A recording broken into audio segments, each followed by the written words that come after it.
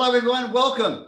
This is Greg Owen from the GOKO Group. I'm the CEO, and I am so thrilled to be bringing to you Harry Dent and Peter Schiff with this heavyweight debate.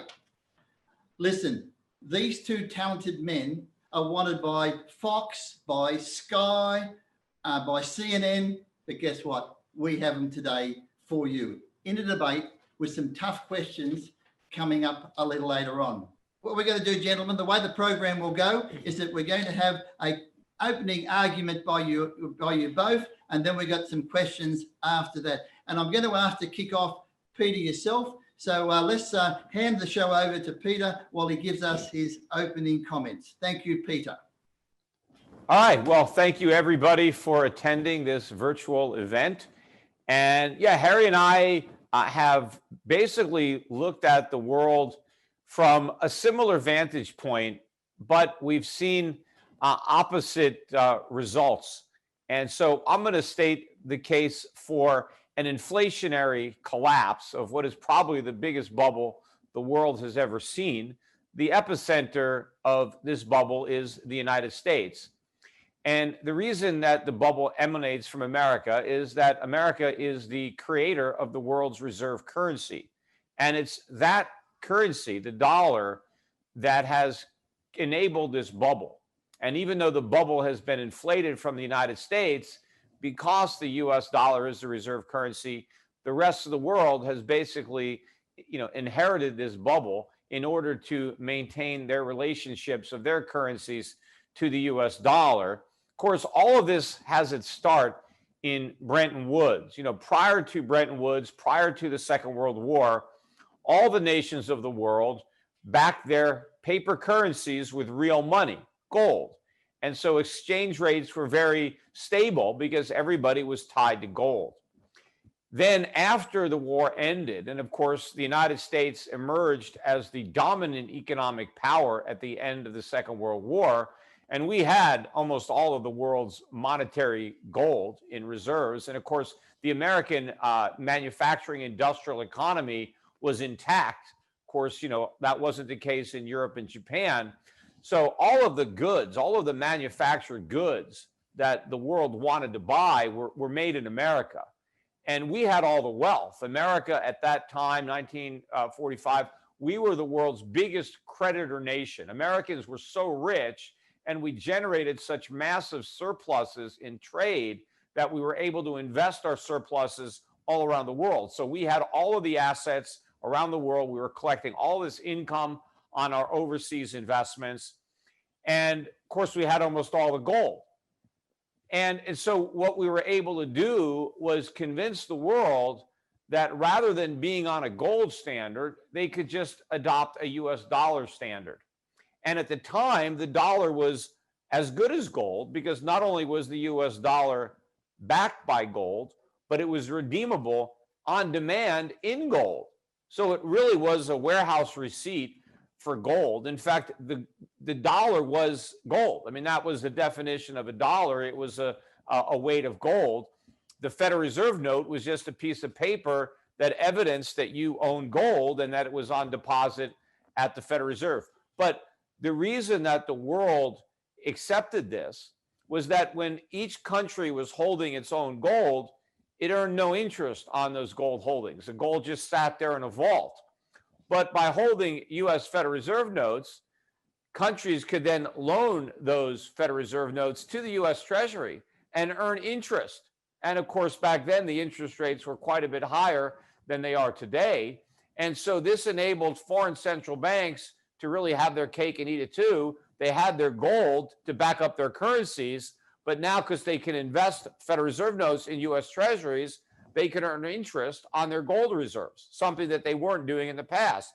All they had to do was trust the US government to make good on its commitments to redeem its IOUs in gold. And of course, that's where the world screwed up, is they trusted the United States. Because once we conned the world into going on the dollar standard, we proceeded to abuse that privilege. And what happened is the US government began to create more liabilities for gold than it actually had gold. And that was great for US politicians because now the US government could run deficits without having to raise taxes and promise all sorts of goodies to voters in exchange for their votes. This, of course, came to a head in the 1970s or early 1970s as a result of the 1960s. That's where we really abused this privilege when we had the big expansion of U.S. government spending. We had the guns and butter policy. We fought the war in Vietnam. We funded a mission to the moon. We fought the war on poverty as these great society programs. We did all sorts of spending, but we didn't raise taxes sufficiently to cover the cost. And so we printed up the difference. And then the world got wise and started to redeem their dollars, their IOUs, for gold, because they realized that there was too much paper and not enough gold. And so the US began to lose its gold. And initially, there was a couple of devaluations of the dollar where we lowered the official price, but the devaluations weren't nearly enough to compensate for how much money had been printed. And so the government had a difficult choice. Either they could have had a substantial devaluation or dramatically cut government spending, which they didn't want to do. Nixon didn't want to do that. So he, basically defaulted on our obligations. And in 1971, we closed the gold window, which was in effect a default. I mean, we had promised to redeem our notes in gold. And then we told the world, we're not going to redeem our notes in anything. You have the notes, you can circulate those notes among yourselves, but we're not going to give you any real money for that paper. It's just a piece of paper. Now, the dollar lost a lot of value during the 1970s. I mean, that's when the price of gold went up from $35 an ounce, where it began the decade, went up to about 800. The US dollar fell precipitously against other major foreign currencies. The dollar used to buy 4 Deutschmarks. It went down to about 1.5. The dollar was buying about 360 Japanese yen. It went down to about 150. The Swiss franc, you could buy a Swiss franc for about 20 cents, 25 cents. It went up to, I think, 75 cents at that time. Of course, it's higher now. So the dollar really got marked down, but it didn't go to zero. And of course, prices went up. I mean, consumer prices went up throughout the United States. Oil in particular, oil went from $3 a barrel to $30 a barrel. Now, it wasn't really oil prices going up. It was the dollar going down, because when oil was $3 a barrel and Americans were buying oil from Saudi Arabia, we were paying in gold. But all of a sudden, we told the Saudis, we're not going to give you any gold for your oil. We're just going to give you these pieces of paper. And so then the oil became more expensive, because now we needed more paper to buy their oil. But by 1980, thanks to Paul Volcker and Ronald Reagan, the big decline in the dollar came to an end, and the rally in gold was capped. And the world continued to operate under the dollar standard, where the dollar was the reserve currency, except it was no longer backed by gold. Now, we never would have been able to con the world into accepting the dollar as a reserve currency if it wasn't backed by gold initially.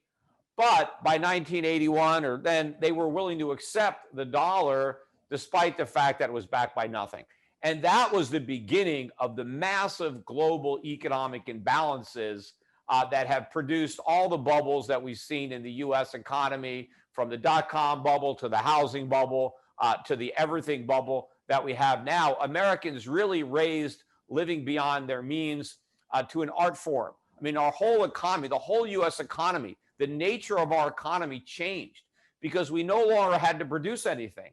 We didn't have to have the factories. We didn't have to make all the capital investments. All we needed was a printing press. And if we had a printing press, we could have whatever we wanted.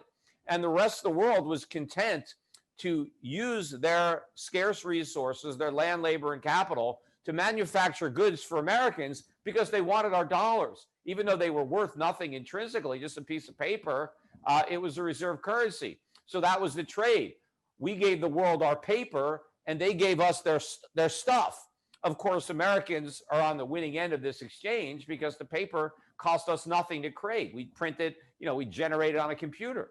But consumer goods require real capital investment, real resources, real labor. And so America went from running big trade surpluses to running huge trade deficits. Today, we run the biggest trade deficits in the world. America is no longer the world's biggest creditor nation, as we were when the dollar became the reserve currency. America is now the world's biggest debtor nation. In fact, the United States owes more money than all of the other debtor nations of the world combined.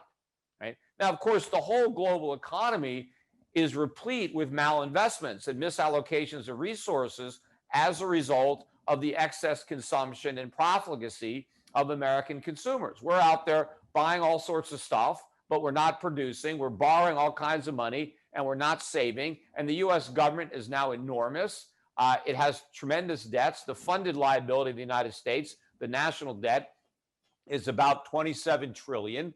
But that's just the tip of an enormous debt iceberg, because in addition to treasuries, which we're on the hook for, the U.S. government has all sorts of unfunded and contingent liabilities. U.S. government guarantees other debts, mortgage debts, student loans, government guarantees pensions, guarantees bank accounts, mortgages. Then, of course, the U.S. government has all sorts of commitments to retired government workers to pay pensions, to every American citizen to pay Social Security benefits, Medicare, Obamacare. But nothing is funded. The U.S. government doesn't have any resources in these so-called government trust funds. All they have is their own IOUs. They've got U.S. treasuries, but those treasuries are worthless. They have to sell them into the market and find a buyer. And at this point, after we had the 2008 financial crisis and the Fed really started to blow up its balance sheet, a lot of people were convinced that this was temporary, that QE was just an emergency measure, and that as soon as the financial crisis was over, the Fed would be able to normalize interest rates and shrink its balance sheet. Of course, I was warning at the time that this was impossible, that it was QE infinity, that the Fed had checked us into a monetary roach motel. Well, then, as the Fed tried to normalize rates, as I said, it wasn't able to succeed. It had to abort the journey. The highest we got rates up to was about 2.5 before the wheels came off the bus in the fourth quarter of 2018. The Fed had to stop the rate hikes on a dime. By early 2019, the Fed was back to quantitative easing, even though they didn't want to admit that that's what they were doing. That was exactly what they were doing. And then came COVID-19, and then we went all the way back to zero, and now the Fed's balance sheet is at $7.2 trillion and rising. But the problem was not the virus. The problem was the fact that we were broke when the virus happened. And then we had to go even deeper into debt to prevent all the defaults and a financial crisis that would have been worse than the one we had in 2008. And I think the reason that the US dollar didn't collapse following QE 1, 2, and 3 is because the Fed was successful in convincing the world that it could reverse policy, that it did have an exit strategy, that it was temporary. That was a lie, but the world believed it. Well, the Fed can't even tell that lie with a straight face anymore. And even if it tried, nobody would believe them. I think everybody now believes that interest rates can never go back to normal because of the abnormal amount of debt. See, the problem isn't the COVID disease, but the COVID cure. All the extra debt and money printing that we had to fight COVID is now a much bigger problem than the COVID itself. And even if we have vaccines that manage to cure this disease, we're not going to cure the economy of what really ails it, which is all the debt and all the money printing. So this is going to continue long after the disease comes to an end. And since I believe that people realize or will realize that there's no end in sight to the money printing and the debt, I think the bottom is going to drop out of the dollar. And, where I agree with Harry is that we're going to see a massive deflation of this bubble, right? All bubbles have to deflate. The air is going to come out. But the reality is we're living in a fiat world. This is not the 1930s. The dollar is not backed by anything. The dollar is not gold. And so what the U.S. government is going to do to keep the air from coming out of the stock market bubble, the real estate bubble, to maintain the illusion of a sound economy and to facilitate U.S. government spending, because the government can only spend if it can borrow, and the only lender is the Fed. because the world now no longer wants to lend the U.S. government money at a rate that the U.S. government can afford to pay. There's so much debt now that rates have to be zero. In fact, in many cases, zero is too high. You have a lot of calls for negative rates. But the only entity dumb enough to loan money to the U.S. Treasury at such a low rate is the Federal Reserve, because it just creates the money out of thin air. It doesn't have to work hard to get the money, right? It just creates it. So it doesn't matter. So it's willing to buy U.S. Treasuries. But as the world realizes that the Fed has gone from the lender of last resort to the lender of only resort, the bottom drops out of the dollar. And so the government is willing to sacrifice the U.S. dollar in order to prop up all these bubbles, and in order to allow the U.S. government to continue to spend money. So if you want to measure assets, if you want to take a look at real estate prices, if you want to look at stock prices, bond prices, all prices are going to collapse if you want to measure them in terms of real money, that real money being gold. So if, a stock is, you can buy a stock for a tenth of an ounce of gold, if that's how much a share costs, well, maybe you'll be able to buy that same share for 1/100th of an ounce of gold, right? You can see a 90% decline in the value of U.S. stocks priced in gold. I mean, we've had that before. We had that type of decline in the 1930s. And in fact, we had that type of decline during the 1970s, measured in gold. Now, the 1970s, we had all this inflation because we were no longer on the gold standard. So you didn't see that type of decline nominally, but measured in gold prices, that's exactly what you saw. And I think we're going to see the same type of decline again, because the United States is in far worse shape economically now than it was in 1970. And so this bubble is far bigger, and you have to have a much bigger adjustment. In fact, what I think is going to happen to gold is that I think gold is going to end up being remonetized. I think as we have a loss of confidence worldwide in this fiat system, because all the currencies that are backed by the dollar are also going to be in trouble when their backing is collapsing. I mean, if your currency is backed by the dollar and the dollar is backed by nothing, and now the confidence has been lost in the dollar, then there's nothing backing up these other currencies. So I think just the way the world, or the US rather, led the world off the gold standard and got the world to adopt the dollar standard, the world is going to reject the dollar and return to gold. And once again, gold is going to be the primary reserve for all the world's currencies. And that's going to be a big monetary reset.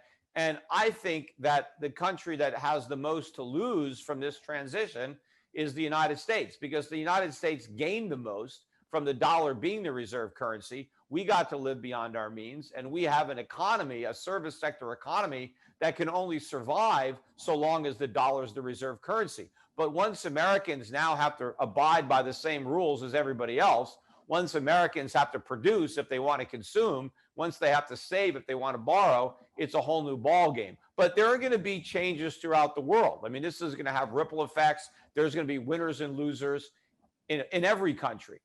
The key as an investor is to understand what this means, how asset prices will change relative to one another. And so you need to know which assets to own and which assets to avoid.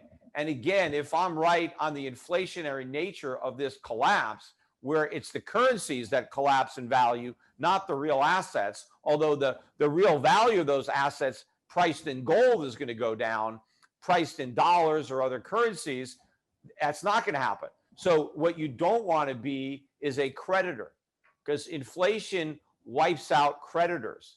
Not only is it a tax that governments impose surreptitiously on the population, right? Rather than taking their money through a legitimate tax, governments just create money out of thin air and spend it. And so they're robbing the citizens of their purchasing power.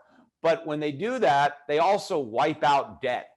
And of course, the biggest debtors on the planet are governments. The biggest government debtor is the United States, which is one of the reasons why it creates so much inflation, is it's the only way to pretend to repay the debt, because actually repaying it is impossible.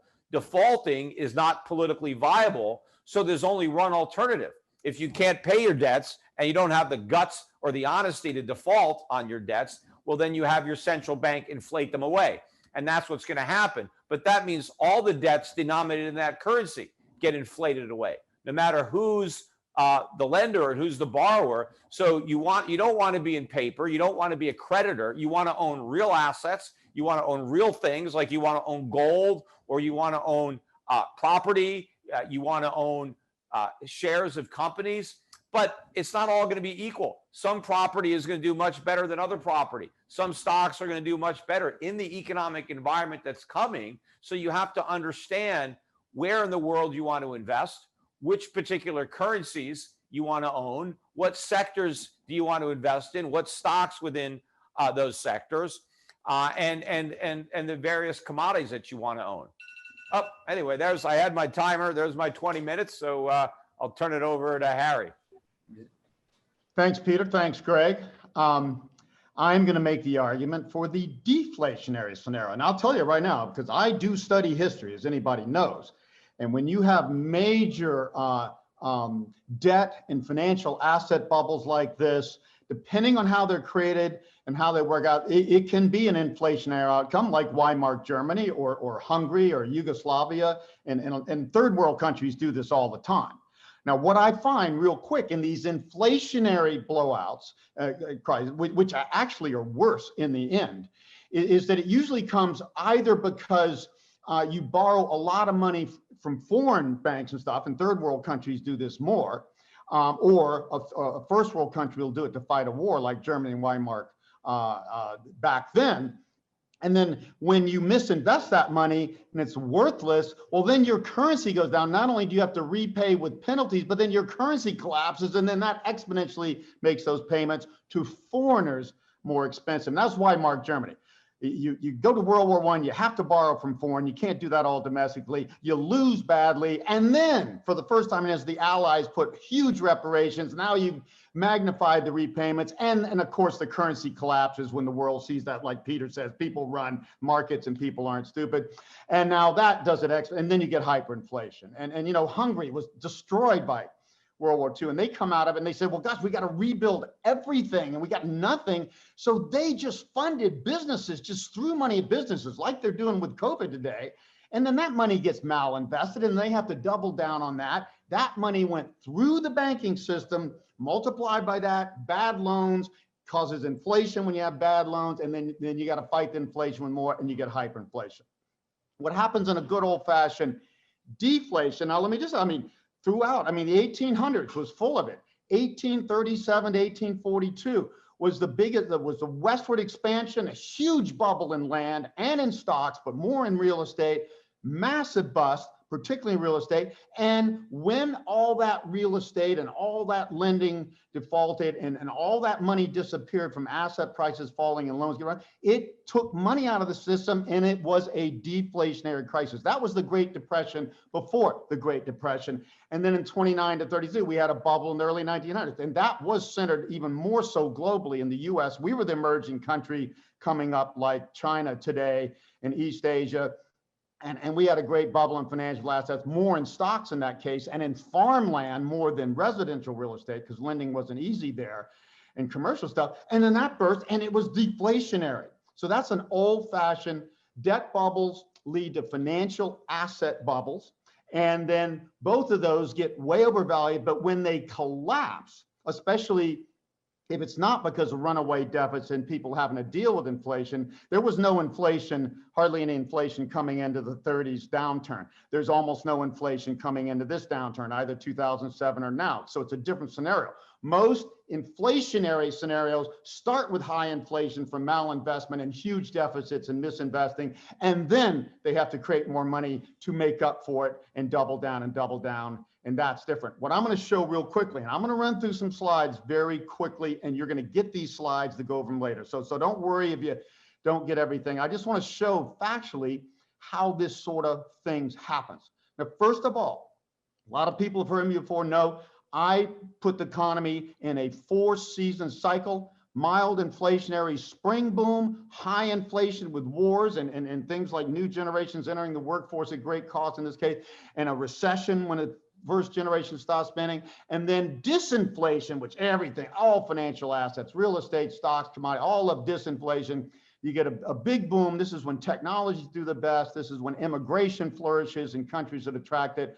And you get a fall bubble boom with falling inflation. Almost all the bubbles in history come there, and all the high inflation comes at times when there's wars and malinvestment and that sort of stuff that does not pay off. But the bubble booms end in deflation. That's the important point here. Disinflation turns to deflation when financial bubbles unwind, and that destroys money. Again, stocks just went down 40% in 5 weeks. That's just one hit. Imagine that around the world. That was about 25 trillion destroyed around the world. And of course, debts go down and that sort of thing. Now, real quickly, I'll show, when we came into 2007, it was real estate and bad lending there that triggered. Real estate went down first, and then the economy got weak. It was also baby boomers. I predicted that 20 years in advance, peaking and declining in spending. And then the economy went down, and then stocks went down, and then you had a deflationary spiral, especially with Lehman Brothers, where gold went down rapidly only in that phase. And the dollar went up in that phase. And then when it got nasty, the Fed stepped in and central banks around the world, and we've been living off of quantitative easing ever since. So I'm going to make a point here and look for it. Quantitative easing is a different way of dealing this than just more deficit spending and more money through the banking system. This money goes directly into financial assets, so that in the scenario where you get a debt bubble leading to financial asset bubbles, the financial asset bubble has been the focus since early 2009 because of quantitative easing. Most developed countries didn't borrow a lot more. Emerging countries borrowed with our cheap euros and dollars, as Peter would say, and that's caused a whole nother crisis. But it's the financial asset bubble that is the biggest danger now. And when that deflates, I'm going to show you on a slide, 200 trillion minimum globally going to disappear in real estate, stocks, commodities, all that sort of stuff. That can only cause deflation. So that's a different scenario. There are deflationary crises in history. There's inflationary. Everything I see says this is a deflationary scenario. Other things. So that's an 80-year cycle over two 40-year generation cycles. That's the old Kondratiev wave revived with demographics driving it. Here's the other big cycle I study, 90-year super bubble cycle. It's technology driven. Every 45 years, steamships, railroads, automobiles, jets, that sort of stuff. But every other one, they combine together and you get bigger bubbles.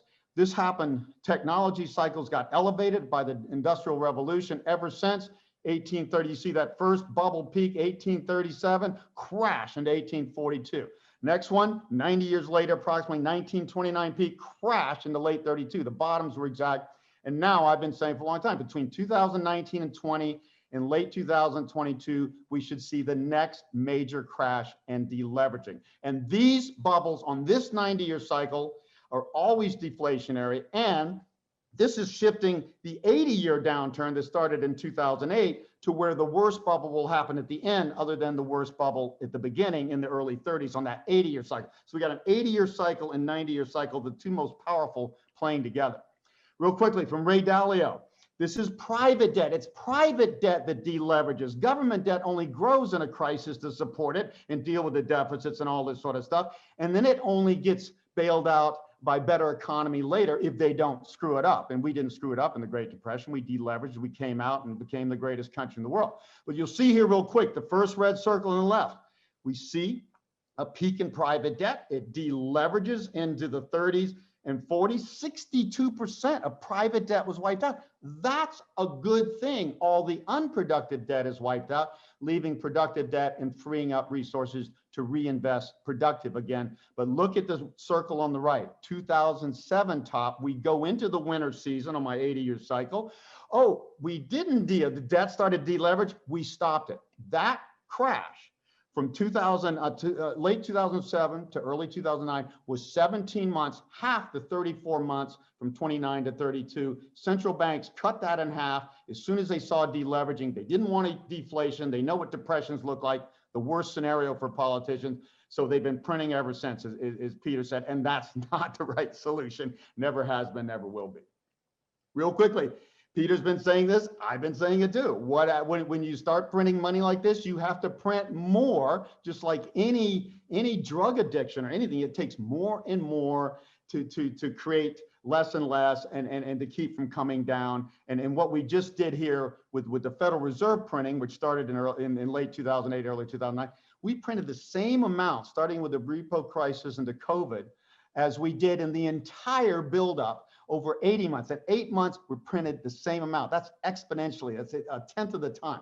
That's an exponential increase. So that tells you, as Peter and I have both been warning, you got a crisis coming and this is not going to be sustained. What are they going to do next time? You know, like you say, just the Fed's up to 7.2 trillion. Globally, they printed 25 trillion. So here's the three big central banks. And of course, that doesn't count everybody. You can see the big spike to start to get out of the recession on the left. At the far on the right, this final big spike. This is an exponential chart. So this spike is way, way bigger than it looks. So we're getting in that exponential stuff, which means they're running out of ammunition. Are they going to print 20 trillion next time in the U.S.? You know, after 3.4, they're going to print 10 and the world's going to print another 20 or 30. That's how you lose confidence. And that's when people start running from financial assets.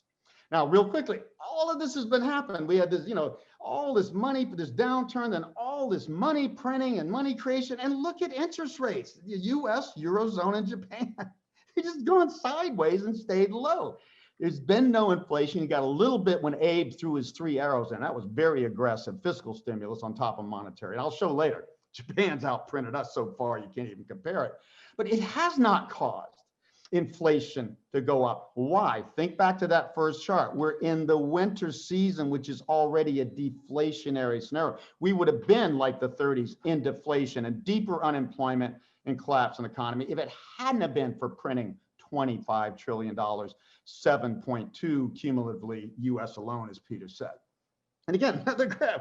Here's this thing for this whole recovery. Inflation is just going up on a 1.3% very low trajectory with 2%, the lowest recovery in history. With all this stimulus, doesn't that tell you that recovery's this weak and inflation is this weak? It says the economy's dead, which Peter would agree with. Both of us agree. We basically killed this economy with endless money printing and debt. It's dead, but just enough to grow a little bit with that much stimulus. But it's taking that much stimulus, not a good sign. But again, where's the inflation?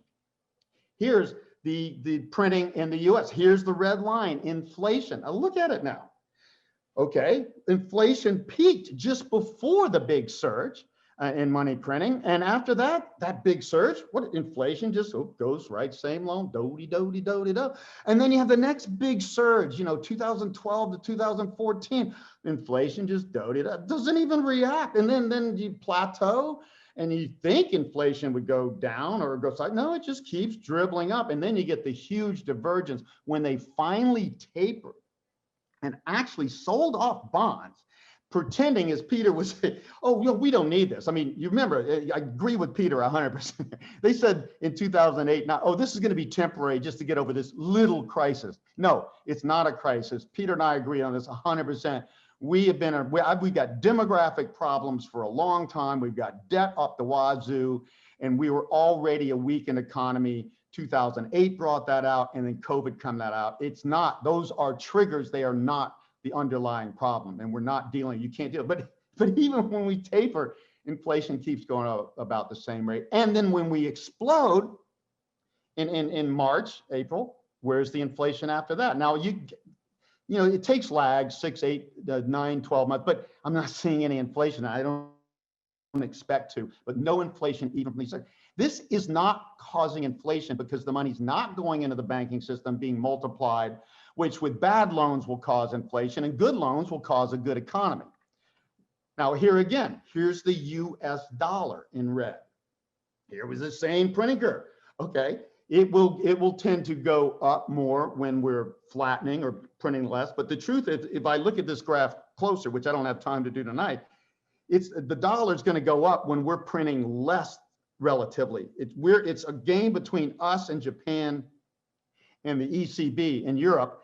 And China doesn't print money like we do. They have a different game. They just print condos direct, okay? That's even more damaging because you're creating malinvestment in bad investment, excess capacity. And that's really deflationary even more so. But again, you see this rise, it goes up and up. The dollar, and this is my big argument with people who say the dollar's crashing. The dollar's gone up. It bottomed in the first few months of the 2008 recession, and is generally, although up and down, has gone up ever since, and has been 40% higher, and is still, after a big downturn recently, short term, now it's still up dramatically. So now here's the central banks. Okay, who's the bad house in a bad neighborhood? Now forget demographics.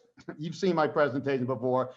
East Asia and Japan and China are toast. Worse demographics, worse than Europe. Europe, mostly except for northern nations, terrible demographics. Northern nations, okay, but not great.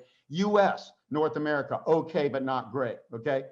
But we're still way better in demographics. But look at money printing as a percent of GDP. The green line is Bank of Japan, 126% cumulative balance sheet money printing compared to GDP.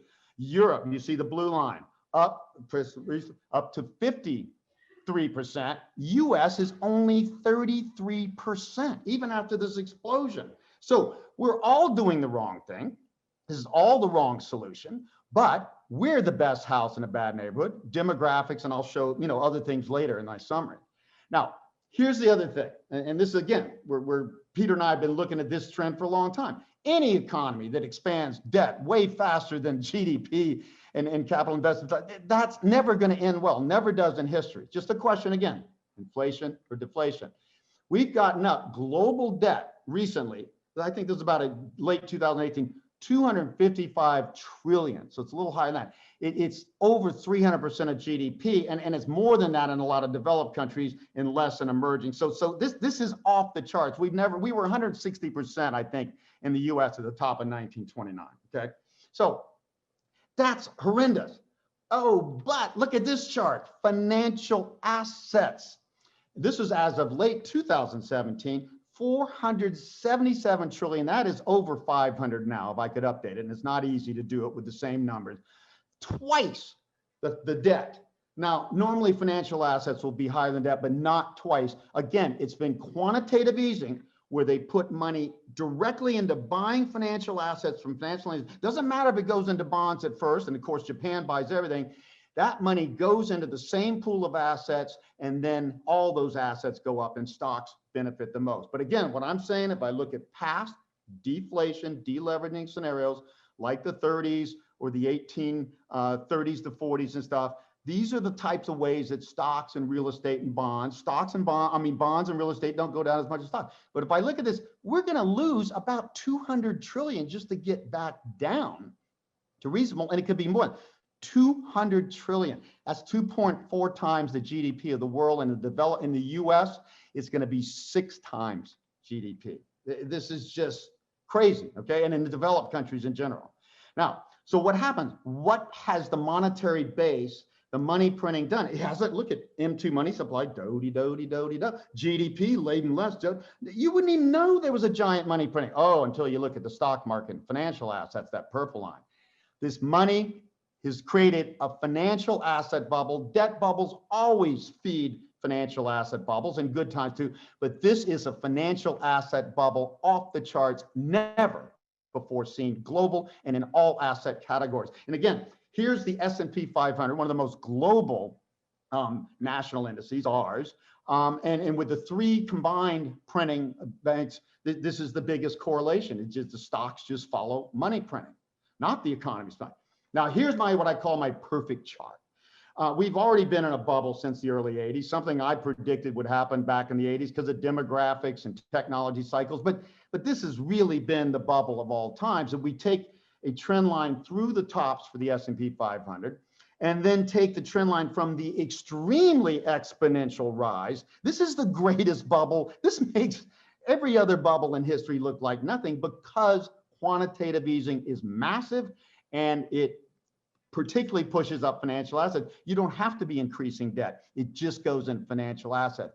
These 2 lines are intersecting right here in this September to October, November, December time period. I think this is the end. I think this is finally where financial assets get so high that you basically run out of the ability to keep driving up. And look, this just gets steeper.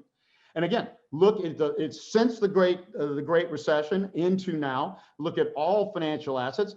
And, at worst, what goes down the most? It's always commodities, and then it's stocks. But and then it's high yield bonds, and then it's better bonds, and then it's short term stuff. Okay.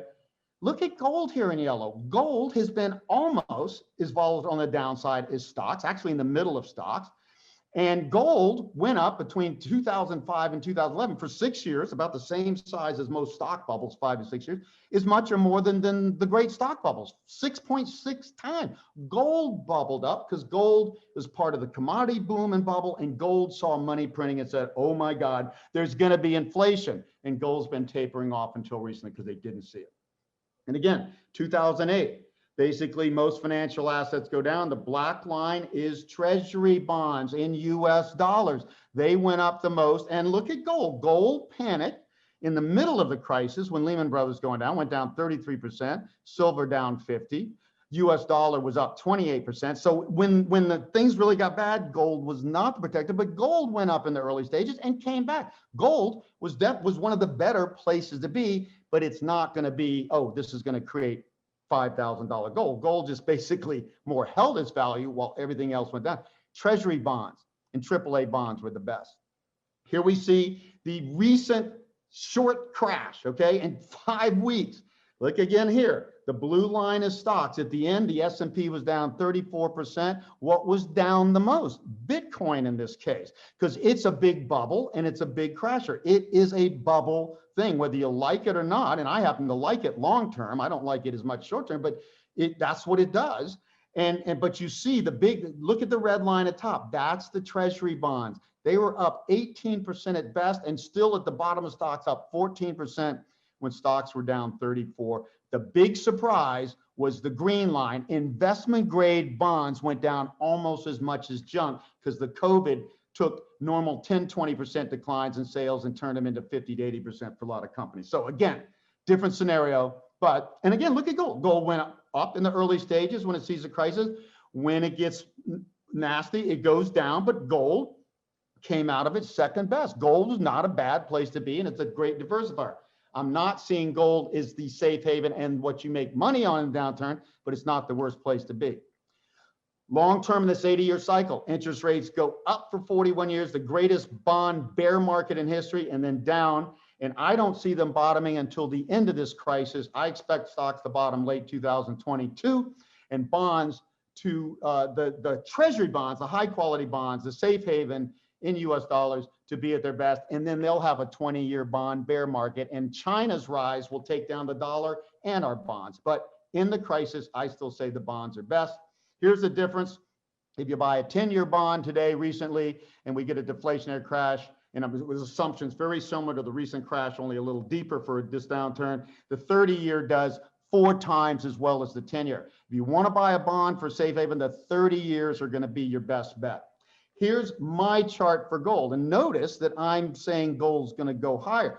Gold tends to go up early stage of the crisis. If I look at long-term trends through the tops, back at that 80 top that Peter talked about when it got over $800, and then the top here in 1934 and stuff, now it's at new highs. I'm expecting it to go to about 2,200, and then gold will settle down. The bottom trend lines here, this is called a pitchfork chart. I'm not going to get into that. Would come in just under 1,000. That has been my target for gold. Gold's going to hold up way better than most commodities, way better than stocks, but it's not going to be, I think it's going to get hit harder this time.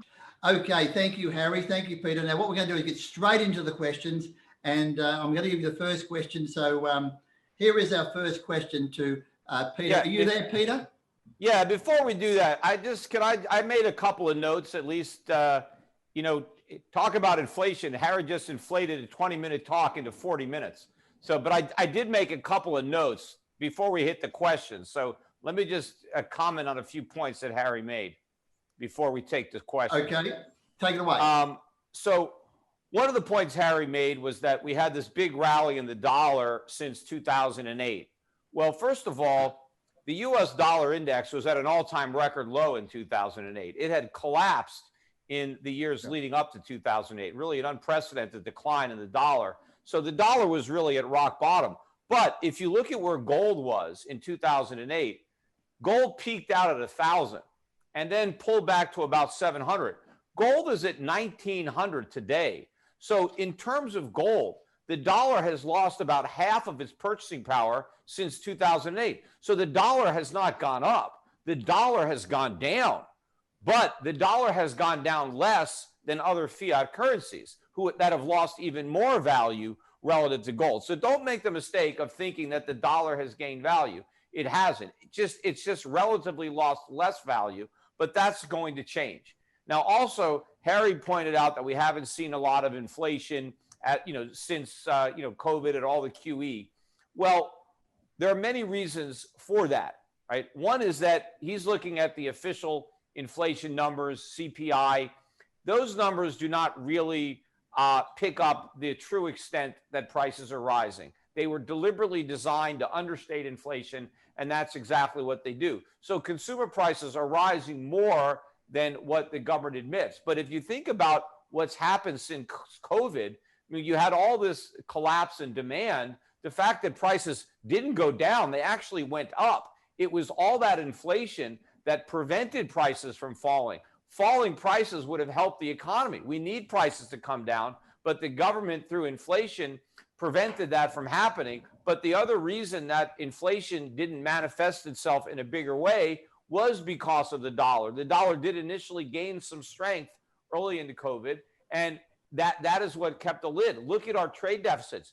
The U.S. has now had record trade deficits, unprecedented trade deficits, particularly in manufactured goods, in merchandise. So all these goods have flooded into the U.S. economy. That's kept a lid on prices. But that was only possible because of the reserve status of the dollar. If Americans had to consume only what Americans could produce, we would have seen a much bigger rise in prices than we have.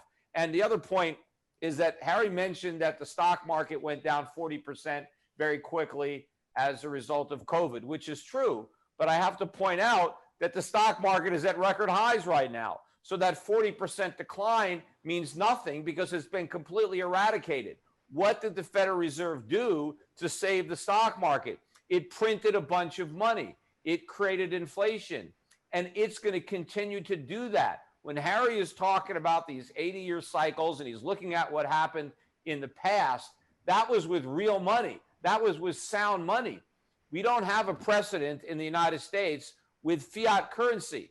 And when you have a currency that could just be printed, the U.S. government, the Federal Reserve, will print as much money as it takes to prevent these bubbles from collapsing. You know, there's an old saying, don't fight the Fed. And I'm not. I'm going to bet that the Fed continues to do what it's been doing. It's going to keep printing money until it's worthless. And the irony of it is, you know, Harry and I both agree on where we're going to end up. We just disagree with how we're going to get there. For some reason, Harry thinks we're going to take a detour on the road to hyperinflation and a crashing dollar and skyrocketing gold prices, where U.S. treasuries and the U.S. dollar go up. I think he's wrong. And I think it's foolish to bet that way, because if I'm right and we don't take a detour to a stronger dollar and rising U.S. Treasury prices, and we just go straight to inflation or hyperinflation, and you follow Harry's advice, you get wiped out. I mean, you're completely broke because you're holding on to a bunch of worthless paper. I think it makes a lot more sense, if you know where we're going to end up, just position yourself for the end game right now. Then it doesn't matter how you get there. Even if Harry is right, I'm still going to end up making a lot of money in the end. Maybe I would make more if I followed Harry's advice, but at least I'm certain to win at the end. But if you follow Harry's advice and I'm the one that's right, you get wiped out. So to me, the risk reward isn't there. It makes a lot more sense to invest for a collapse of the dollar and for much higher gold prices than to assume that everybody is going to rush towards the epicenter of the next crisis rather than away from it. Thank you, Peter. Now, I know, Harry, you'll want to jump in there, but I think we better go straight to the questions. Yeah, that's fine. Okay, this first question. I'm going to, Peter, I want you to go first on this question. Jim Rickard, the financial commentator from the USA, which I'm sure you both know very well, recently quoted the gold price would hit 15,000 US by 2025. Now, of course, it's currently around 1900. So, Peter, I want you to say, do you agree or disagree? And also, will this mean going back to gold standards? But I want to add to that. If gold price is rising, is there something very sick in the world economy to suggest that this is happening? Over to you, Peter. First of all, remember, the price of gold doesn't really rise or fall. I mean, gold is what it is. What is happening is that fiat currencies are losing value. Gold is staying the same. And so you just need more and more paper to buy real money. And I think, $15,000 gold could easily happen in the next 5 years. It could happen in the next 5 months. I don't know. I don't have a crystal ball. I know that in order to go back on a gold standard, which I believe we're headed to, I mean, what we're doing now is unprecedented. It can't work. And so history shows that whenever you leave the gold standard, you eventually return to it. And so I think we're going to remonetize gold, and we can't do it at the current price. I don't even think 15,000 is high enough. We probably have to have a higher price. And of course, it's a moving target because we keep printing more money. Now, either you can deflate the rest of the world, right? The price of everything can collapse. And I guess that's what Harry thinks is going to happen. And the price of gold can stay where it is or just go down less, but the price of everything else implodes, or the price of gold goes up and everything else stays the same or goes up a lot less. But I think that's more likely, that it's gold that goes up rather than everything else that comes crashing down. But yeah, I agree with Rickards, or he agrees with me, however you want to look at it, in that perspective. We're heading for a fiat currency crisis. The epicenter of the crisis is going to be the US dollar. And as the dollar collapses, I think confidence will be lost in fiat currencies in general. And what will restore that confidence will be, reestablishing the link to gold. That's what people will trust when you have real money as opposed to just a fiat. And I mentioned also, do you think there's something sick happening out there for this to be taking place? Well, we're already sick. I mean, the disease is the central banking and all the money printing and all the manifestations of that. And so the cure, is the recession. The markets keep trying to cure us of the disease that government and central banks have created. But the governments don't want the cure because the cure involves a lot of short-term pain and they don't want to get blamed for it. So all they do is sell us snake oil. They want to pretend that they've got a cure when they're just, liquoring us up with a bunch of, monetary alcohol so we don't realize how sick we are, right? They don't let us sober up, or they keep giving us more and more drugs. But eventually we have an overdose. You can't keep doing this without killing the economy. And I think what we end up killing is the currency. And then the question is, what happens next? Where do various countries go in the aftermath of this crisis? Because, you have a big rise now in the popularity of socialism.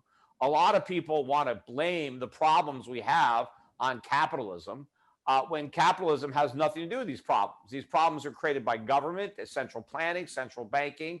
And so maybe some countries will learn that lesson and they will, emerge from this freer and therefore more prosperous. They'll understand that it was government and their central banks that were the problem and that the free market is the solution. But then there could be other countries that end up making the wrong conclusion, that the problem was, too much capitalism, not enough government regulation, not enough central planning. And those countries end up, going to totalitarianism. And of course, to that, and that road leads to disaster. So just before I go to Harry, let me get this clear. So you agree with Rickard. Now, of course, you actually alluded to then that it could even go higher. Oh, sure. Look, gold can go to infinity. I mean, the paper currencies can go to nothing. I mean, that's their intrinsic value. So since there's no floor on the dollar, there's no ceiling on gold. All right. Thank you, Peter. Harry, your reply. Okay. First of all, they're not going to go to nothing. They haven't. This is not Weimar Germany, as I said before. That was an extreme example of money printing and malinvestment and debt's gone bad and currency collapsing. This has not happened yet. We've already printed massive amounts of money for 10 to 11 years now, and we don't have the inflation. Yes, I agree, consumer inflation is understated, but it's consistent. It does go up and down in line with real indicators I have that drive inflation. So it's still, the direction is right. And gold has not been able to go up that much. And it did go up when it first saw money printing coming in 2008 and into 2009, 11 after Q. And then it came down when it started going down, Peter, in 2013, when the inflation wasn't there. Japan tripled its money printing there and inflation kept falling.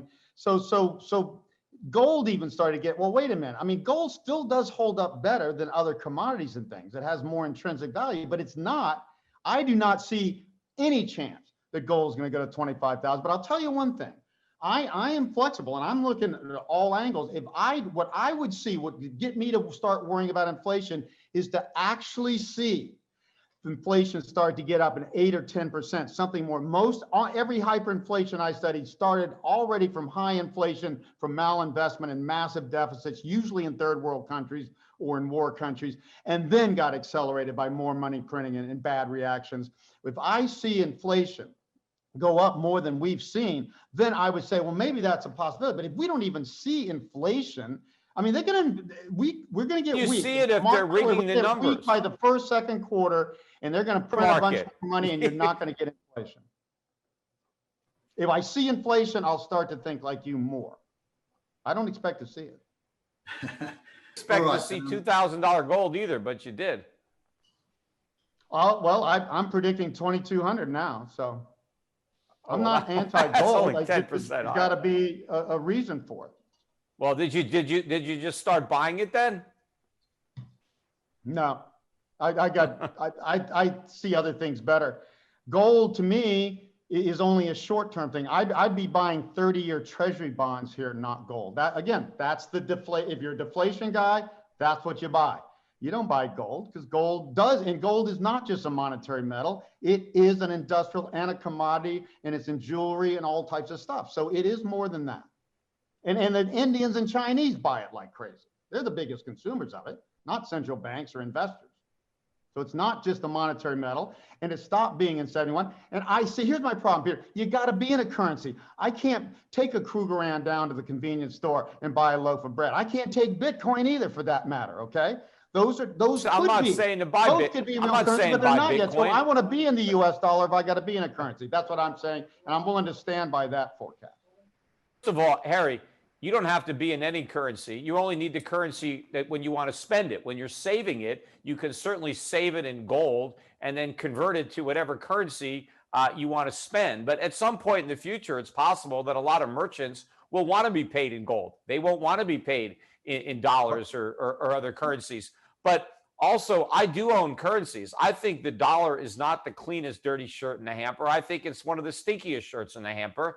And the only thing that smells worse than U.S. dollars are U.S. treasuries, because they're just promises to be paid dollars in the future. So, I mean, if you're buying U.S. treasuries, I'm glad you're not doing it with my money, because I don't even know anybody that's going to lend the U.S. government money for 10 years at less than 1% a year interest. I mean, even the 30-year bond is barely over 1.5%. I mean, even the government's, Harry, even the government's official inflation numbers are higher than that. But don't, you have to triple or quadruple the CPI to know what the actual inflation is. You keep saying you don't see inflation. I mean, go to the supermarket. Look at what stuff costs. The cost of living is going up. That's a minor amount of what we spend money on. Now, not the average person. Well, look at health insurance. Look what premiums are doing. Look at other insurance rates. Look at costs for education. I mean, look at computers and technology. Look what's happening to house prices. Look at house prices here in Puerto Rico. They're going down. Look at my condo's tripled in value since I bought it. I mean, you don't think there's inflation? There's so much cheap money pushing up prices. I'm saying good luck on that condo. I want to see how it's doing 2 years from now. We just differ on that, Peter. It's that simple. I see this asset bubble is the craziest. It is crazier than a debt bubble, and the debt bubble was already crazy. This financial, you said it, the financial asset bubble has to deflate. That takes money out of the system.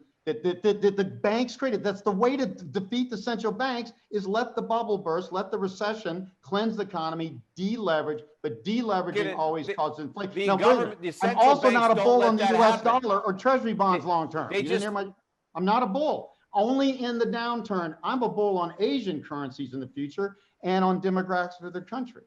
But in the downturn, I'm right now. Right now, I'm into the dollar. I would buy the dollar. That leads me to the next question. Emerging market currencies, Asia, Southeast Asia. Harry, to you, the US dollar. Okay, how does the US dollar now go in the future? What's the time frame of its movements? And some people have asked, could the US dollar lose its position as a back currency with many nations? Could it lose its bite? Could it fall off the cliff? Okay. Long term, there's no question. There's no way the US dollar is going to be the reserve currency, because Asia is where, in the emerging world, where all the growth is.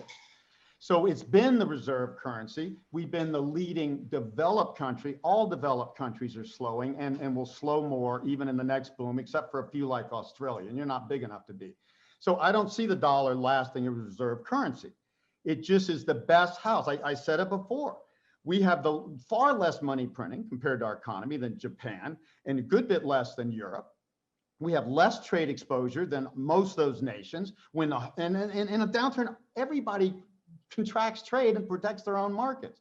So we've got all the things. We have better demographics. We don't go down as low in the downturn, and we're much stronger coming out of this, and we're still not anywhere going to be as strong as we were in the past coming out of boom. So the US dollar for now is the best currency. I have that for a couple of years. I think it's going to go up 30%, maybe 40. That's it. And I think it'll decline for decades. I think treasury bonds will decline in a rising interest rate world and in an increasingly Asian world. This is a short-term thing I'm talking about here.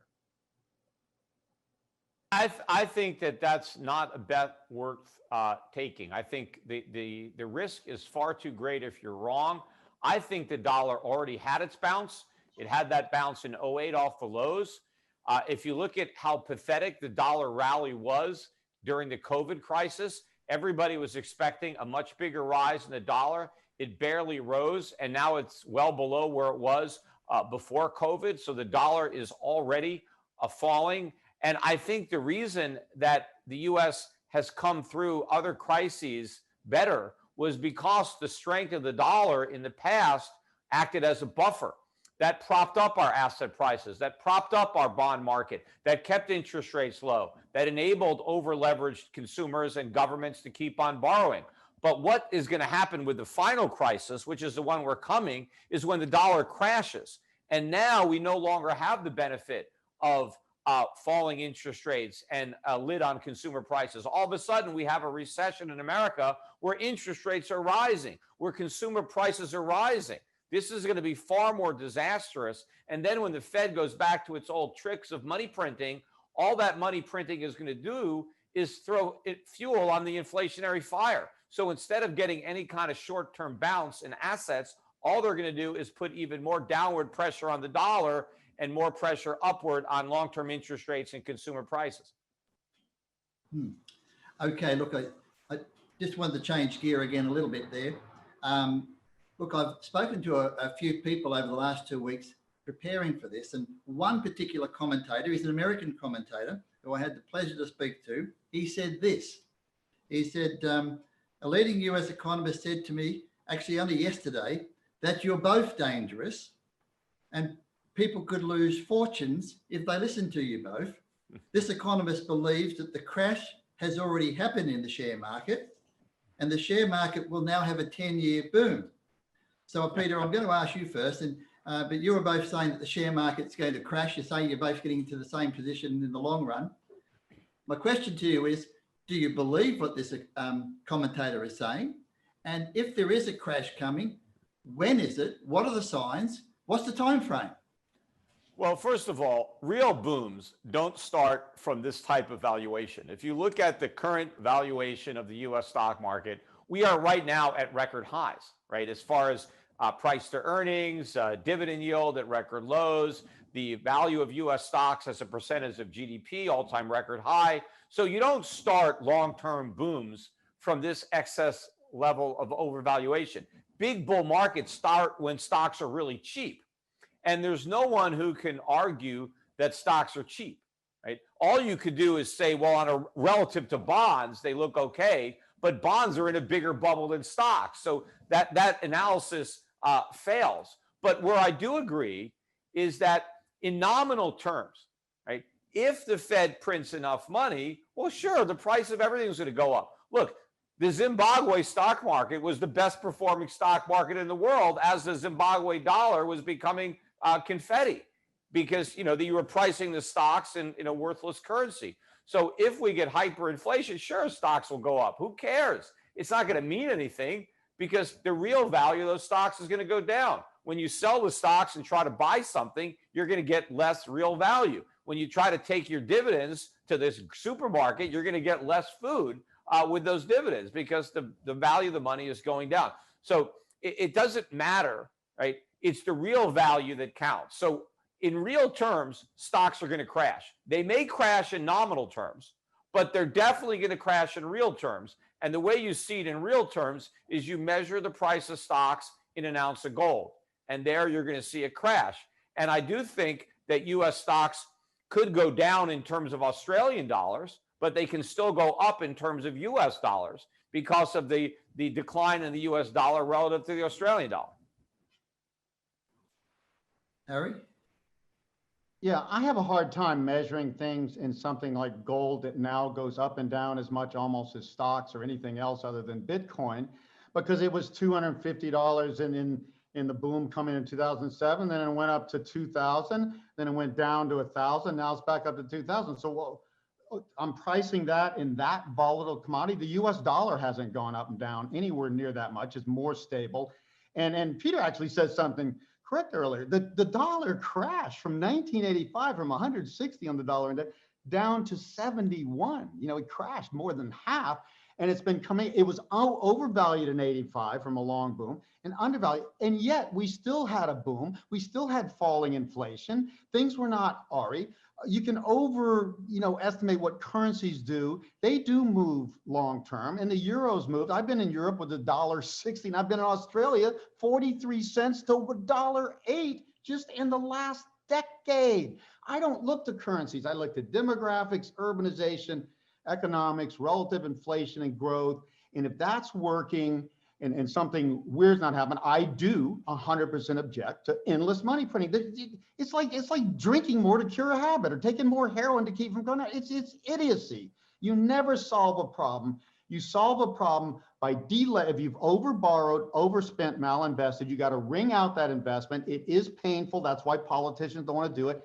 It is deflationary. That's why I'm looking for deflation. Peter's 100% right.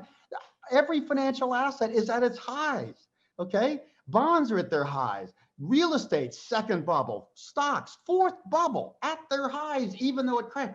You do not start I agree with them 100. You do not start a bull market. You start a bull market after 14 years of downturn from 68 to 82 or 29 to 42. That's when a long-term bull market starts and you wring out all the expenses. It doesn't happen. The problem, though, Harry, you would be correct if politicians and central bankers were going to admit that everything they've done in the past is wrong and completely turn on a dime. And of course, for Harry to be right, the U.S. government is going to have to sit back and watch the whole collapse take place. I mean, much worse than 2008. They're going to have to watch banks fail and not only let shareholders get wiped out, they're going to have to let depositors lose their money.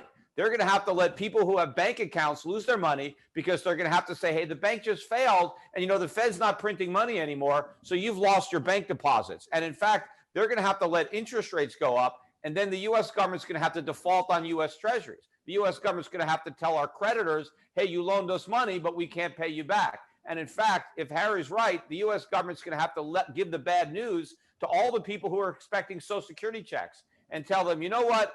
We don't have any money. We're broke, so we can't give you Social Security. We can't give you Medicare. The U.S. government's going to have to tell all the people expecting government pensions, you can't get any money, right? I don't think any of that's going to happen.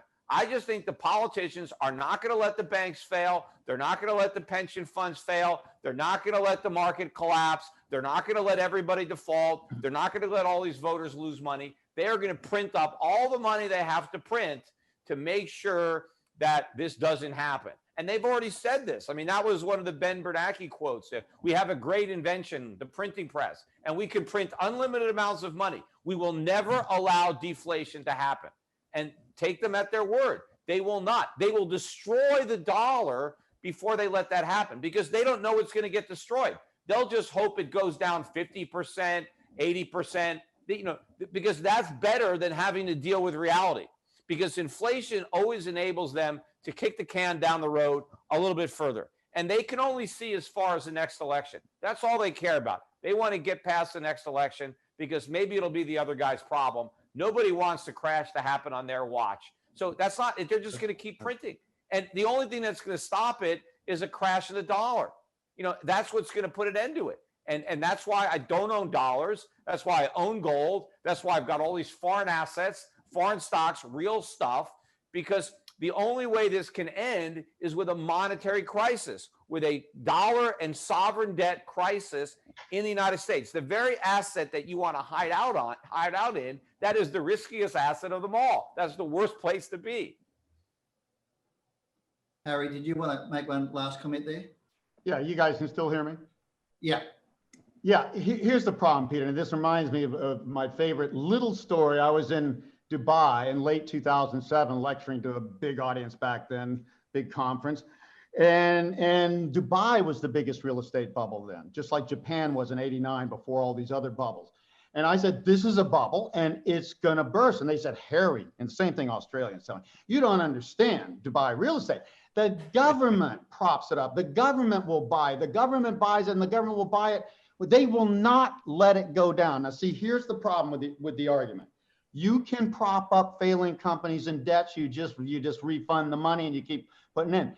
You can't, just like you can't stop a currency from collapsing when people say these people are going crazy because they're printing money and running deficits out of it.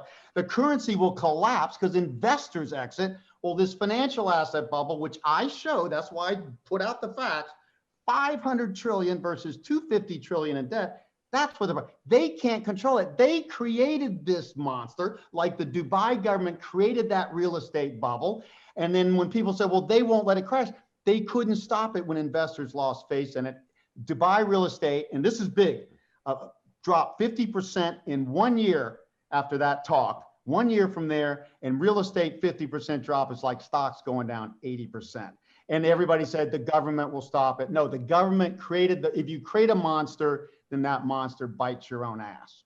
Yeah, the monster they created, right, is the U.S. dollar, and it's gonna, it's gonna end up destroying the economy, just like Frankenstein's monster. That's where the confidence is gonna go.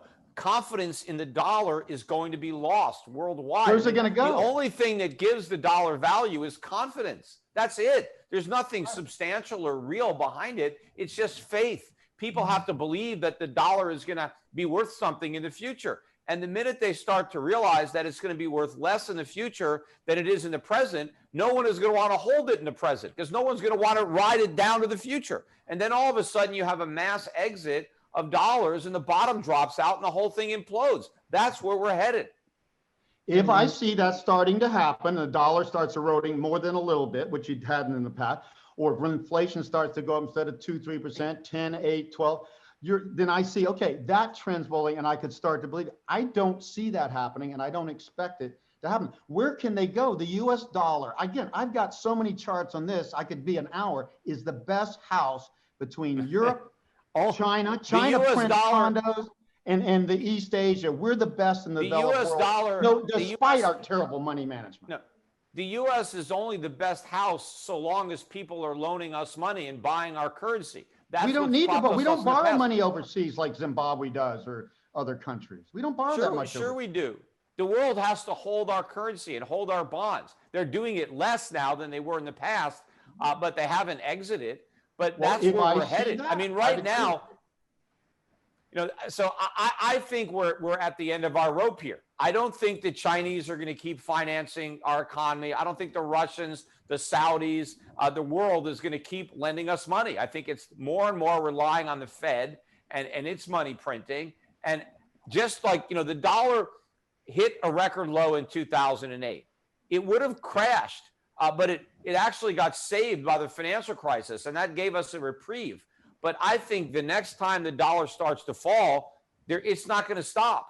It's going to implode. I mean, we almost got there in 2008. Where do they go, Peter? We're going to get there next time. Tell me what they're just going to. They're good. Well, they're going to go back into their own currencies, and they're going to go into gold. They're just going to get out of dollars. Now, of course, a lot of the money in the dollar just disappears, right? It doesn't go anywhere. I mean, let's say somebody is in Australia and they put $1 million Australian dollars into US dollars, and the US dollar crashes and loses 80%. They don't get their $1 million Australian dollars back. They only get 200,000 Australian dollars back. So that money doesn't go anywhere. It just disappears into money heaven, right? A lot of this paper wealth is going to get lost when the dollar crashes. It hasn't happened. If it starts to happen, I would look at that more seriously. It's going to happen. In deflationary, keep your eyes open. Don't wait too long. Let me just say one thing. You said it earlier. The solution is the markets. The governments are fighting the markets. I agree with you on that. This deleveraging, letting these debts fail and these financial asset bubbles fail, would solve all these problems and take all this excess out, and then you wouldn't even be able to create a bubble again. That's the solution I see. I'm a free market capitalist here. Harry and Peter, if I can just jump in there, and I just want to stay on this printing of money for a moment, because Harry and I have had many discussions about this, and all of this printing money over the past 10 or 11 years has completely messed up Harry's charts and his research and whatever, absolutely smashed it. So really, we are putting our finger on the nerve here. And the next question is, because the US government has printed something like $28-30 trillion of printing. And Australia even got into printing money. And I know around the world, they've printed 80 trillion. Now, look, could it be that if the government keeps printing money, could we see no collapse over the next 10 years? They just a bit like that movie called Feed Me Seymour. They just keep printing it and printing it and printing it. So what I'm saying is, will they keep printing it? How long can they continue to print it? Because it's going to mess up your charts, Harry. So Harry, you can answer that first. By the way, they did. The first time they really did do quantitative easing substantially was after the 32 crash, when stocks had deleveraged, and we got a second bubble, but the bubble didn't last. You can't keep getting something for nothing. Bubbles don't last. If you keep printing money and malinvesting, encouraging when you have interest rates at zero, it means people can get money cheap and they're going to misinvest it. When things are free, it'll be abused, whether it's a currency or a loan or anything. So what we're both saying, you can't do that forever. It's never been done forever. Every government's tried this, from Rome to everybody else, Yugoslavia.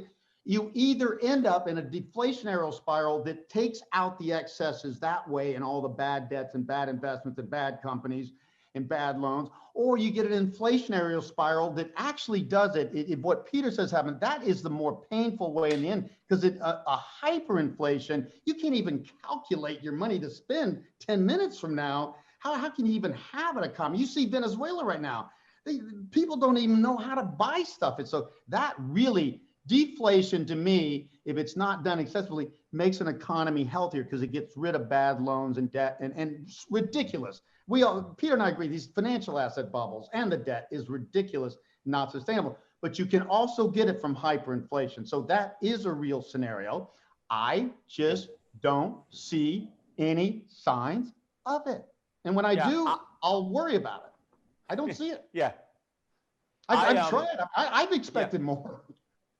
So I agree with Harry that a hyperinflationary collapse is far worse than deflation. And in fact, even for creditors, if you're a bondholder and we go through a legitimate deflation and there's a restructuring or a default and you get paid 50 cents on the dollar, 40 cents on the dollar, 30 cents on the dollar, you're getting something.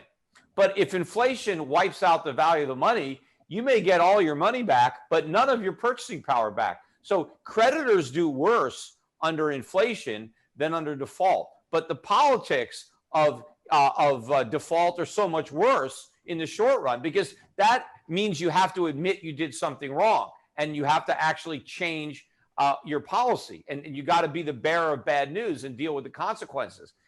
If you decide to postpone the consequences indefinitely, that's when you end up with out of control inflation. But I think that's the direction that the United States is going to go in. I don't think that's the direction the entire world is going to go in. They may have some different situations where they have the ability, because once all this inflation that everybody is creating, it's not just America, all the governments, nobody wants their currency to go up. I mean, this is the most ridiculous thing.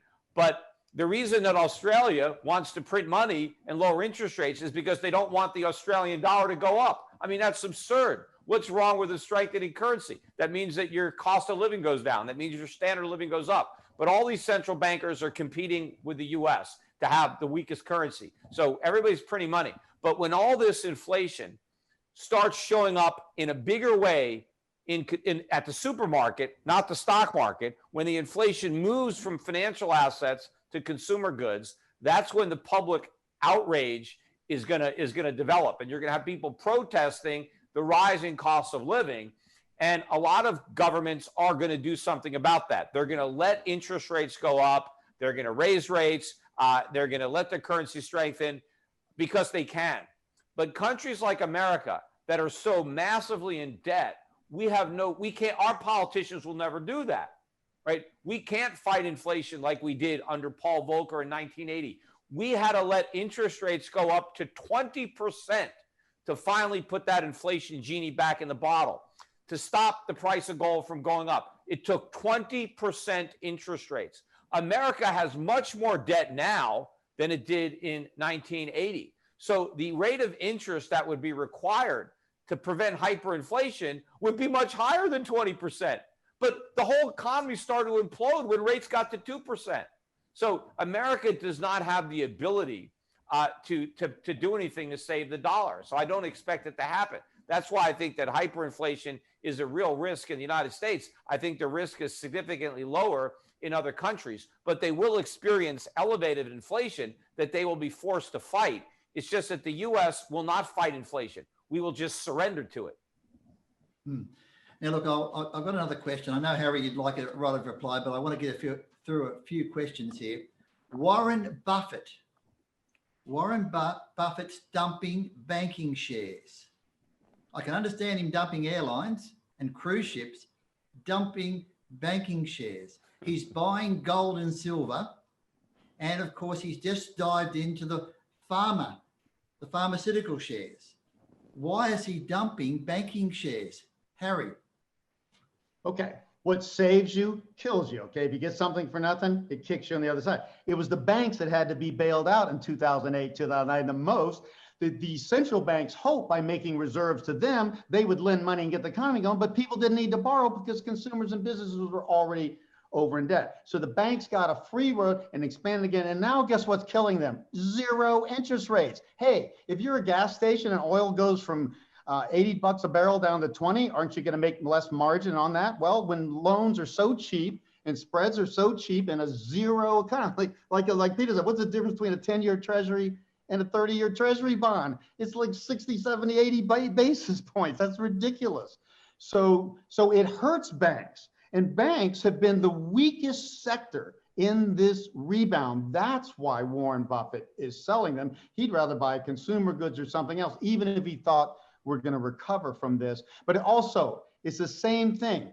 What creates the bubble or the bad thing is not the cure. When Peter said, oh, well, governments will admit they're wrong. The Dubai government didn't admit they were wrong and stopped supporting the real estate market. Investors saw how ridiculous it was getting and deserted them, just like you can desert the dollar or the euro or the Zimbabwe dollar, currencies or anything. Investors, it's this blowing up this financial asset bubble so big, I think, and again, I'll admit I'm wrong 6 months from now, I think by, say, the second quarter, you're going to see another big crash, bigger than the last one, 40% in the S&P, more in the technology. And I think that'll be the final blow because they keep printing more and the stock market keeps going to lower lows. There's a point where investors, and particularly the smart money, just say, This ain't working. The game's over. And then the financial asset can collapse at the speed of light compared to bank loans failing in Chapter 11, Chapter 7. This financial asset bubble is the most dangerous thing. It's worse that debt is dangerous. Financial asset bubbles of this level deflate much faster, and governments can't control it. If you screw with the markets kick your ass. Like Peter said, it took this high inflation to get us to do the right thing before. The markets will win in the end. I'm saying the markets in this stage call for deflation, not inflation. That's the only difference here. It needs a cure. I say deflation's the cure, and that's why I welcome it. I don't say protect yourself from it. Yeah, protect yourself, but it's going to be the best thing that happens. So the big problem for the banks, and the reason I think Buffett is smart enough to get out, I mean, first of all, the banks are holding on to all the bad debt. I mean, think about what's happening in the commercial real estate market. Look what's happening with office that was, first of all, way overbuilt. But now in the area, the age of COVID, and now that we have a new normal with all people, working from home, a lot of these businesses don't need anywhere near as much office space as they had. People are renewing their leases. So a lot of these loans are going to go bad. The same thing with shopping centers and malls, all this bad debt. We had too much retail space in the United States, even without, the competition from Amazon and other, online retailers. But so all the retail stuff is collapsing, the office space, all these loans are going bad. These are huge losses for the banks. The value of the collateral is going to go down. But what's ultimately going to be the final straw that kill these banks is when interest rates eventually go up. Because when eventually rates have to go up, the banks are sitting on all these loans that they own that are paying them, 1%, 2%, whatever, even if they have a book through it full of treasuries. What happens if all of a sudden the Fed has to let interest rates go up, and they go up to 5%, 10%, 20%? Now the banks have to pay depositors that much money. They've locked in these long-term loans. Look at all these mortgages. Everybody keeps refinancing their mortgages. Everybody now, you get a 30-year mortgage, you're paying, 2.5%, 3%. I mean, how is a bank going to survive if it's paying depositors 10 or 20% and its assets are paying 3%? So the banks have put themselves in a position where if interest rates ever go up, they're all out of business, which is another reason why the Federal Reserve can't let interest rates go up, because they'll crush all the banks. But if they keep interest rates down in the face of rising inflation, then it turns into hyperinflation. So either way, the banks are going to get killed, which is why Buffett is sold. He started buying Barrick Gold, but I think the political pressure became so strong, he actually just reported that he sold 40% of the position that he just bought. Buffett's not a short-term trader. So I think, he kind of got embarrassed because they were doing the right thing, selling the banks and buying the gold stocks. And so he now started selling these gold stocks, but I think he's doing Berkshire Hathaway investors a disservice. He should be buying more of these gold stocks while he can. Thank you for that. I'm a bit worried about that question. You're too much agreeing. Now, in Australia, we're very fortunate in Australia in that with COVID-19, we've got it pretty much under control. But, we had one case in South Australia recently or two, and we thought that the world was coming to an end, but we've had 3 days. But I know in America, it's not so sweet. In fact, today, 176,000 new cases in America, 176,000 new cases. They're predicting you're going to have 300,000 new cases before Christmas. I want to hear your comment. What's going to be the fallout here? That's just this massive problem. Harry, well, real quickly, I always said, and I think Peter agreed with this too, like you say, COVID was not fine. Things like this happen. A weak economy can't take the shock. We got 19% zombie companies. These are public. These are not small businesses. These are public companies that are not paying their interest or their principal, and they keep afloat because nobody has to foreclose because the Fed's giving the banks all the money. And so, yeah, the banks, I agree that the banks are screwed either way. My solution is let's get rid of them and start with something better. That's why deflation works. Now, this pandemic We, in this case, have a president who said, hey, you're a sissy if you wear a mask. Okay, I'm sorry. That's what he said. And all of his people do it. And all of his people are infected. And they have rallies with people right next to each other. And Europe similar. We're individualistic cultures in Europe and US. And the Asian cultures are much more collective, do the right thing, do what the government says. They lick this thing, hunker down, and we're having it explode. This pandemic alone is going to keep causing problems that will unfold and keep causing the economy and loans to weaken and businesses to fail before this virus can come and really make a big difference. And hey, all those people that didn't wear masks, maybe they won't take the virus because that would be sissy. So anyway, we have not handled this well. And that's another reason. How can the stock markets be assuming we should be at new highs and get back to normal? 20% of our economy not going to get back to normal for a year or two, if ever. Well, like you said, what I think, never. When it comes to COVID, I don't even know how much worse it is than the flu. But what I do believe is that it is the excuse that keeps on giving. I think the government wants to keep COVID alive because they need COVID to explain why things are bad. And COVID is how they get new spending approved, more government control. They convince Americans to surrender more of their individual liberties and their freedoms. So I think the threat is from that the government is creating is much greater than the actual medical threat of the disease. But the real threat, again, is not the disease, but the government cure, right? It's everything that they're doing to fight COVID that we have to fear. It's all the mandated shutdowns and all the bailouts and all the money printing. And in fact, the Democrats now here are using this. This is now, taken global warming, climate change, and totally kicked it away. I mean, now everything is based on the pandemic and fighting COVID, and they can use that as a wedge for all sorts of, universal basic income and Medicare for all and forgiving student loans. I mean, every new government giveaway program is now being justified based on COVID. And of course, anything bad that happens in the economy, hey, it's not our fault. I mean, we have to fight COVID. We can't help that we're in this massive recession because it's all about COVID. I mean, if it wasn't for COVID, everything would be great. So don't blame us. Meanwhile, we'll just print more money and we'll give this. And I think the public, they've created a big constituency that has reaped a windfall. There are a lot of Americans who love COVID because they're not working and they're getting more money not working than they went when they had a job. And they don't have to wake up early in the morning. They don't have to get dressed or do their makeup or, if they're a woman and their hair, they don't have to get in traffic and go to a job they don't like and then come home late in traffic. They can stay home and enjoy all this leisure and just cash a big government welfare check. So there are a lot of people that never want the economy to come back because they're living better now than they were before. It's one of the reasons retail sales are up because people have more money to spend because their welfare checks are bigger than their paychecks. So this has been great for the government and their ability to get more people to want to depend on government so they can buy their votes. So that is the crisis. And that's one of the reasons that it may never go away because it helps serve the political ends of a big, constituency in Washington. Thank you.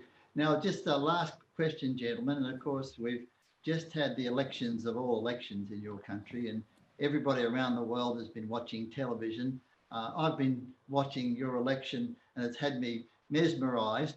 Now, obviously, well, it looks like Biden's got the job, but of course, assuming that Biden's got the job, and I assume you're both going to say that, how's the economy now look? What's going to happen over the next 1 year? Is America in good hands? Harry? It's not. I mean, it wasn't in good hands in Trump's hands. I think it would have been in worse hands had Hillary been the president rather than Trump. And, I voted for Trump the first time he ran. I couldn't vote for him this time. Neither Harry nor I can vote. We live in Puerto Rico, so we're not able to vote. So nobody can blame us for the outcome of the election.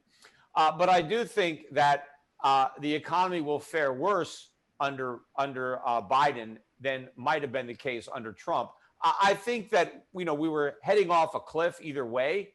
It's just a question of how quickly we get there. Biden will step on the gas, so maybe we'll go over the cliff faster than had Trump stayed at the wheel. But look, Trump didn't really change the policies that he inherited from Obama, who didn't really change the policies he inherited from Bush. And of course, the main policy drivers are coming from the Fed.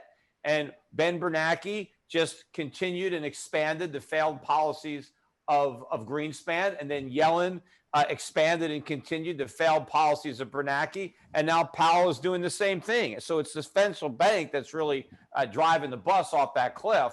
But yeah, we're going to have more regulation, more government spending, bigger deficits under Biden than we would have under Trump. And of course, if the Democrats win the special elections, both of them in Georgia in January, and end up with a razor-thin majority in the Senate by virtue of the vice president, if the Democrats have the Congress, then it'll be even worse.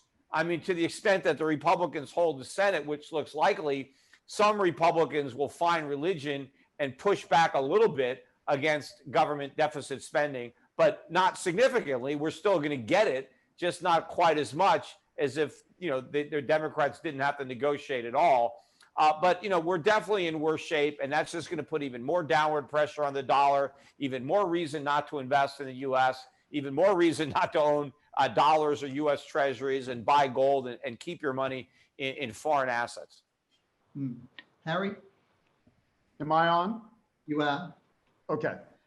I don't think it makes that much difference at this point. When a bubble gets to this level, just like that bubble in Dubai, it's so far stretched. There aren't any easy options. Okay, if you keep printing, that causes further imbalances in the markets to lose faith.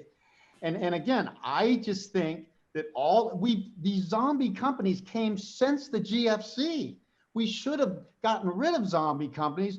We didn't do that, and we built many more. We've created this thing that's just going to limp and get worse. Like any exponential habit gets worse until you either die or you fall over and go into rehab. I'd see the deflation is the detox rehab. Okay, the hyperinflation is you die. That's the only two. That's why you're at least listening to the right two people here. It's the only two ways. The problem is letting a bubble get this far. Natural bubbles already occur in good times with falling inflation and strong. I mean, people just get greedy and they get more confident and overinvest. But when governments push it like this, or like in Dubai or in certain places, they create a monster. My thing is, I certainly wouldn't want to be the incumbent in this scenario. Trump may be lucky. I would not have run. If I was advising Trump, I would say run away from the election. You got plenty of excuses. Don't run. But don't be sitting there. And then the new person can come and say, well, I'm gonna do all this stuff. I don't know what Biden's gonna do to fight this. I think he's got his hands tied, especially if the Republicans retain the Senate. And he wants to raise taxes. And that would be a real bummer for the financial bubble. Who owns all the financial assets? Top 0.1%, 1%, and 20% owns 88% of financial assets out of your own home. A big tax raise, but if Biden had that'd be a big bubble killer. But I don't think you can stop this thing. I just think I think government should fund deflation. They should help. They should give banks support only to the degree in a proportion that they write down loans for businesses or consumers and deflate this bubble, rather than keep cranking up the bubble until it just fails and you end up passing out and ending up in detox. We're going to end up in detox. But if I see signs of hyperinflation, I'll be right there. I've seen signs of detox. Every downturn, stocks go lower, even if they go higher. That is not a good trend. That's why megaphone patterns are almost always topping patterns. We got megaphones everywhere. Terrific. Now, gentlemen, thank you both very much. I'm going to ask you for one last comment before we finish. And Peter, I'll have you go first. But first of all, thank you for participating in this event. I can see the Australian people are going to love you. You have a great way about you. And we promise me you'll come back and we'll do something like this again real soon, because I've loved listening to you. You've been fantastic. And I just know many Australians will fall in love with the way you handle yourself. But Could you just give us your last thoughts before I hand over to Harry to close the program down? Over to you, Peter. Well, look, my advice, and again, I mean, Harry and I agree on the enormity of the problems. And from my perspective, I only see one way that this is going to be resolved. See, I don't think U.S. politicians are ever going to act responsibly unless they have to. And the only thing that's going to force them to be responsible is a collapse of the dollar. Now, it's possible, and I hope that this happens, that we do avoid hyperinflation. We just have very high inflation. We have a big decline in the dollar. Maybe the US dollar index, which right now is around 92, maybe it drops to 60 or 50 or 40, something like that. The record low is around 70, but maybe it gets down there and we have, inflation as measured by our consumer price indexes in the double-digit range, and finally we do the right thing, and the dollar doesn't go to zero. We do have the type of collapse that Harry is envisioning when interest rates ultimately are allowed to rise and all the defaults take place. But I think that is going to happen when from a position where the dollar is already much lower, where the price of gold is already much higher, because that's when the government's back is to the wall. And now they finally have to make the hard choices that they have been reluctant to make as they've been kicking the can down the road. When it gets to the point where, okay, we kicked that can, we're going to break our foot. Now we've got to deal with the can. But of course, they may not. They may never do the right thing. They may just have to print, and then we end up with the hyperinflation. But either way, the dollar's going down. Anybody that holds U.S. Treasuries is going to lose because all you have is IOU dollars. And even if the Fed keeps buying them to prevent the market price from falling and preventing rates from rising, your purchasing power is going to go away. Look, the American public is broke. The American government is broke. We cannot repay our debts. So the people around the world who have loaned us money are going to lose one way or another, either through default or inflation or a combination. They're going to lose. So the best thing you can do if you've loaned money to America is sell that loan to somebody else who hasn't figured this out yet and get as far away from the US dollar as you can. The antithesis of the US dollar is gold. And then you can also own real assets. You can invest in good companies that have tangible assets that generate good earnings, that pay good dividends. I agree with Harry. Southeast Asia, China, these are the up and coming powers. These are the countries that have the most to gain from the demise of the dollar. A lot of these countries, they have been bearing the lion's share of the subsidy to the United States. They're going to be able to invest their savings productively in their own economies. Their currencies are going to rise. Their citizens are then going to enjoy the fruits of their labor as opposed to making those fruits available to Americans. And investors can profit if you know what to do. Again, my company, Europe Pacific Asset Management, we have accounts for people all around the world. We manage portfolios, equity portfolios, invest in emerging markets, invest in gold mining stocks, invest in all the assets that are going to gain value during this crisis. So rather than suffering losses, if you understand what's going to happen and you position yourself right, not only do you preserve your wealth, but you actually have a great opportunity to significantly enhance your wealth. Thank you, Peter. Harry, over to you for the closing remarks. Thank you. Yeah, I agree. There couldn't be a more important time. We are at a critical point in the greatest bubble. I can't compare this bubble to past bubbles in its global scope and the extent that stock bubble has been 11 years. I've never had a major stock bubble last more than 6. 5 is typical. So this is unprecedented. And so you have to, I'm just saying, I've studied this. This is classic, like the major bubbles in the past. Debt and then financial, then deleverage every single time. That 90-year chart I showed you earlier is the most important chart I have right now. Nobody's going to see that because nobody's even seen this in their lifetime. What typically had the deleveraging only ends up, all of those 90-year cycles have ended up in deleveraging and deflation. And it's the worst downturns other than hyperinflation, runaway inflation. They make the economy healthy again, even though painful, just like detox does. And then you go and grow again. So that's the scenario. Just like Peter sees the inflation, that's the scenario I see, but I'm not stuck on any scenario. I've had to learn. Everybody knows with government stepping in. Now, I said they did this from 32 to 37, minor quantitative easing.